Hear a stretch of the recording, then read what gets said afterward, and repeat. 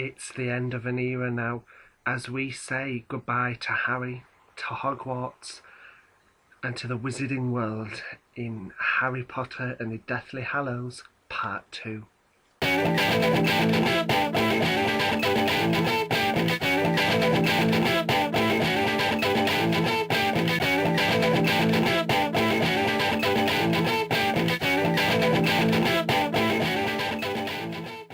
Hi everyone, I'm Ben Almaiden and welcome to, for me, a very special edition of Entertainment Zone as I review the final instalment of the Harry Potter franchise.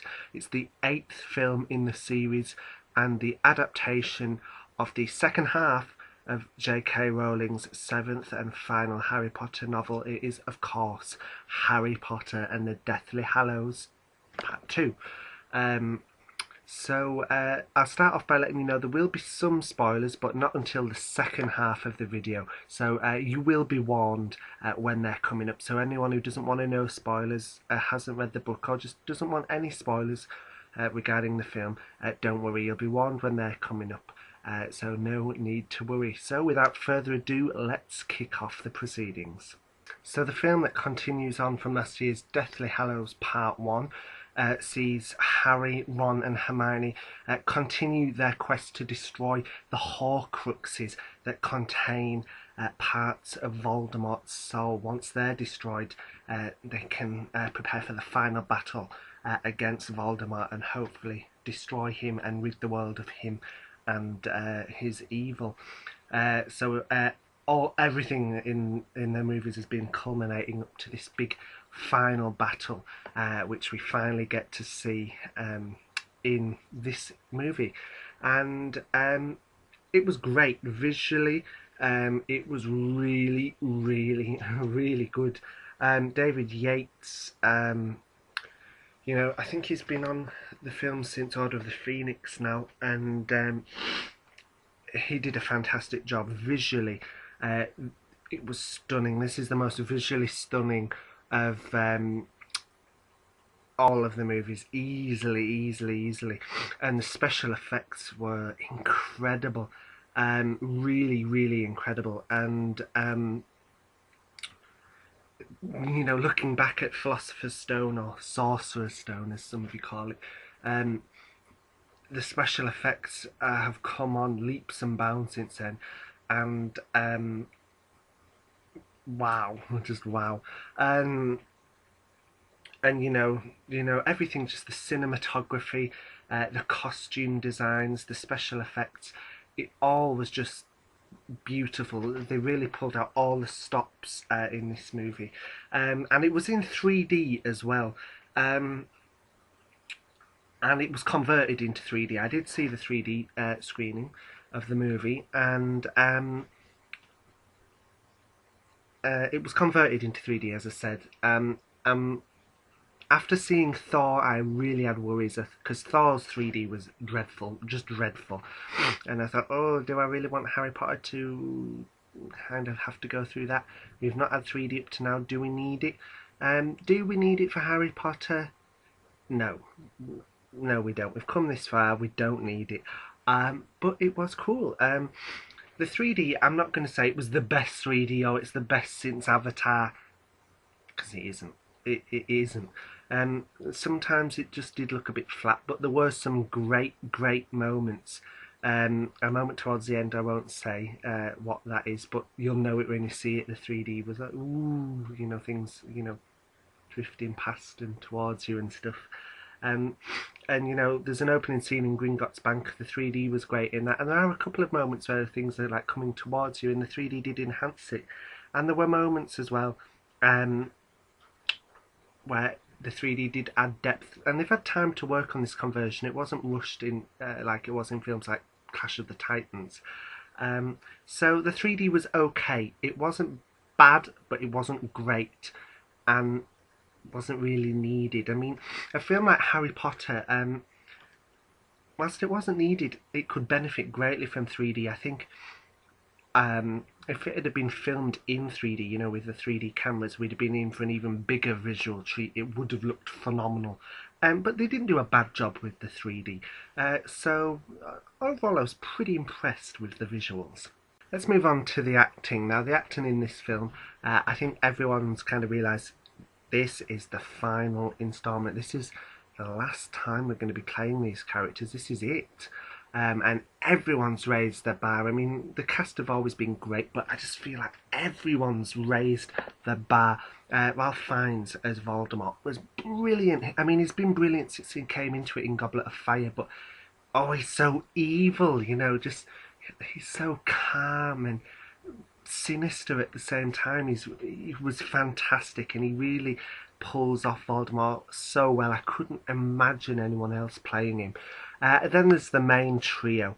Now, I've heard criticisms for Dan Radcliffe, Harry, in this movie, and no, they're unfounded. They really are. I mean, I think I heard an interview with him saying, this was, out of all his performances, the one he was really happy with. He wouldn't make changes about, and understandable. Dan really did a brilliant job. His best acting of all 8 movies was this film. He did a great job as Harry. Emma Watson, she's always been great, and in Deathly Hallows Part 1 and 2, she really upped her game, and she's always been great. What else can I say? As is Rupert Grint. Whilst obviously he's around in the movie, Rupert Grint, but as Ron, but I don't feel he has had as much time to shine in this movie. But I guess the focus really was on Harry and Voldemort. I want to say a big well done to Evanna Lynch and Matthew Lewis, who play Luna and Neville. Their performances were good in this. I've always liked those two, and they were great in this movie. Maggie Smith as McGonagall, she really upped her game, and we got to see more McGonagall. She was more kick-ass in this, and I just thought that was cool. She's great. Michael Gambon, in some of the Dumbledore scenes. The man's a legend. Dumbledore's my favourite character, and just even though he's dead, just to have some Dumbledore scenes was brilliant. And Michael Gambon was great. It'd have been interesting to see if Richard Harris was alive, how he would have portrayed it over the movies. Very different. Like Richard Harris seemed to fit in for the Columbus films, the first 2, and Gambon suits 3 through 8. So it'd have been interesting to see that play out, but hey. And not forgetting Alan Rickman, star of this movie, stole it for me as Professor Severus Snape. Following on from Half-Blood Prince, Snape killed Dumbledore, and people have always wondered about his allegiances. Is he good? Is he bad? And when I read the books, I read the books soon as they came out. It was always is he good, isn't he? And this movie does answer that. And Alan Rickman's performances were some of the strongest pieces of acting this series has seen. I wish he would get recognised, for supporting actor at the Oscars or something, because he was just brilliant. His portrayal of Snape, it's such a complex character, and he goes through a wide range of emotions in this film, and he just pulled it off brilliantly. So definitely for me, star of the movie, Alan Rickman. Another general bits and pieces. The score was great. The scores have always been great on Harry Potter. But the final scene, I don't want to go into it too much. We had a certain piece by John Williams back, and it was just very great, and it really evoked emotion hearing that score again at the end. And it was just awesome. The editing was great, did a great job on the editing. The pacing, it picked up massively from Deathly Hallows Part 1. Deathly Hallows Part 1, whilst it was great, it was quite a bit slow. But this kept you going. It is the shortest of the Potter movies, but it just keeps going and going and going. It doesn't stop. It really doesn't stop. It was paced brilliantly, and as I said, the visuals were amazing. The acting was top notch, and the 3D was average. Faithfulness to the books, I think as a whole, if we look at Deathly Hallows Part 1 and 2 as a whole, as an entity, I'd say it's probably one of the most faithful adaptations. Obviously some creative license has been taken on Deathly Hallows Part 2, and there were some things that were in the book, but I think in the film benefit, namely parts of the end fight. But it was cool, cool additions, and not too much was cut out. The only big noticeable cuts from Deathly Hallows for me was the Dumbledore backstory, and whilst that was, as I said, Dumbledore was my favourite character, and whilst that was interesting to me in the books, I couldn't understand why it didn't meet the cut, in the movies. But apart from that, it was pretty faithful, and I really think the fans are going to love it. It's a fitting goodbye, and I'm not going to say I was all weepy, it's over. Kind of I was very emotional when Toy Story 3 ended, because that was an end of childhood thing for me. It was like nostalgic, but for me, I went through that when Deathly Hallows the book came out. It's like, right, it's over, it's all over. So for this movie, I was just able to sit back and just appreciate everything that the books and the movies have given, and just enjoy it. And I've been to every Harry Potter film for the last 10 years with my nan. I was let's see, I was 10 when the first one came out. I'm now 20, and so that was a lovely experience. But it's sad to think, that's the last Harry Potter film we're going to see in the cinema together. And she was weeping like a baby. She's read the books too, and she knew what was coming up, but she was weeping like a baby. And I think some fans really are going to be quite sad about this, but it's a fitting end to the saga, and I think J.K. Rowling will be really proud too. So there you go, that's my thoughts on the movie. I'm now just going to quickly discuss some spoilers. So if you haven't read the books or seen the film and you don't want to know any spoilers, then I advise you to stop watching now. And if you are stopping watching, thank you for watching, and be sure to leave a comment. And if you are continuing, then let's go with the spoiler section. As I said, Alan Rickman was great in this movie, and namely the Prince's Tale scene. The flashbacks of showing he was on Dumbledore's side all along, and how he felt for Lily. It was brilliant, so evocative of emotion, and he just did a brilliant job. My only criticism with it was my granddad, who hasn't read the books but seen the movies. After the movie, he was like, "Wait, so is Snape meant to be Harry's father?" And me and my nan explained, no, blah blah blah. But I've seen that being asked online as well. So I'm a bit annoyed that confusion's come out there. It's like, no, he's Harry Potter, not Harry Snape. It's always been James and Lily, but I think it's because of the line Dumbledore gives in King's Cross. Harry's like, they had the saying, they had the same patroness. Isn't that curious? And Dumbledore's like, no, I don't think it's curious at all, and then just walks off. And I can understand why people may get that assumption if they hadn't read the books, but I'd be really interested to know why Steve Kloves and David Yates and David Heyman chose to make that decision, but hey, we may never know. And talking of the King's Cross scene, that was my favourite scene of the movie. As I said, Dumbledore's always been my favourite character, and it was just, when you have Harry die, whilst a lot of the audience members will have known that was coming, it did go very quiet and just like, oh my god, and it was very emotional. And the King's Cross scene was just brilliant. I really loved it. I loved it in the book. I loved the film. And the Resurrection Stone scene just before it, that's what set my nan off with the tears, when Harry's talking to James, Lily, Sirius and Lupin. And talking about that scene as well, Harry mentions Teddy Tonks. Ooh. Um, you know, Tonks in the last, sorry, Teddy Lupin, their son, named after Teddy Tonks. You know, Tonks tried to say in the last movie, hey, me and Remus and got cut off by Madame Moody. Obviously going to say she was pregnant. But whilst we do briefly see Tonks in this film, we never see Teddy Lupin, Remus and Tonks' son. And it's just he's suddenly mentioned when Harry's talking to Remus's ghost. I was like, what? And then we don't even get to see um,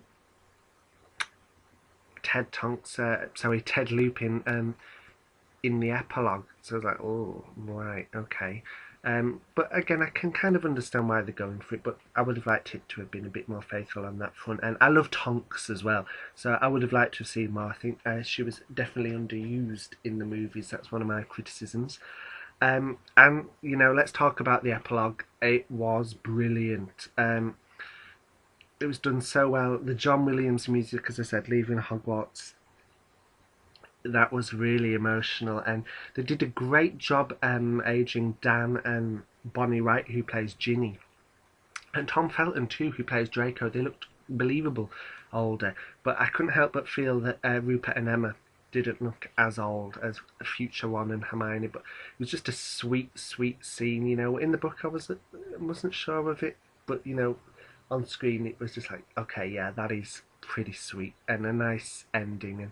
And there's a whole future ahead for Harry and his family. It was great, and Voldemort's death scene was done brilliantly too.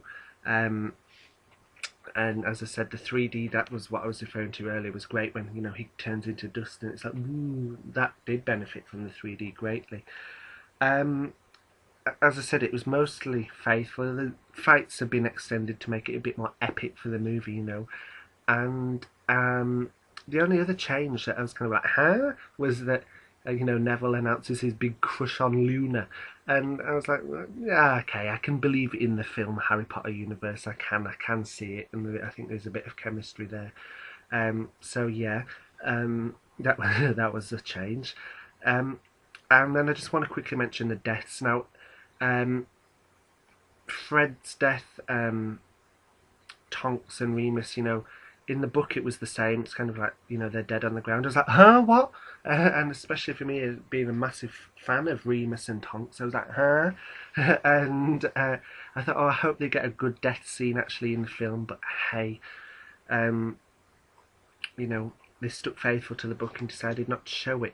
And quickly, a great nod of the hat to Helena Bonham Carter and Julie Walters for the Bellatrix and Molly Weasley scene, and the immortal line of "Not my daughter, you bitch." Yes, glad that stayed. Really, really was. But on the whole, it was a great movie. It's one of my favourites. It's up there with Prisoner of Azkaban, right at the top. It was a brilliant and fitting end, and a really great, great movie. And definitely one for the fans. And I'm proud to be a fan, and it's been a wonderful, wonderful journey. And I want to thank David Heyman, David Yates, Chris Columbus, Alfonso Cuarón, Mike Newell, J.K. Rowling, just for an amazing, amazing, amazing time, and for the memories. So thank you. And I also quickly want to show you this. The weekend, I managed to meet quite a few celebrities, including Natalia Tena, who plays Tonks, and Harry Melling, who plays Dudley Dursley. And I got my copies of Order of the Phoenix signed. There's Natalia Tena's signature and Harry Melling's on Philosopher's Stone. And I was saying to Natalia, it's going to be a sad one for me seeing Tonks, dying, just in general, and she agreed it's going to be a sad movie, and it is. But whilst it is sad for me, I just felt more pride of, yet this is a fitting ending, and I'm glad to have been a part of this whole phenomenon, because it's going to go down in history, and that is just amazing. So leave a comment and let me know what you thought of Harry Potter and the Deathly Hallows Part 2. And if you've got any questions you want to ask me about the movie, or you want to ask my opinions on anything, let me know in the comments. I'll try and respond to as many as I can. And I love hearing from you. If you haven't subscribed already, be sure to. And thank you so much for watching. See you soon. Take care, guys.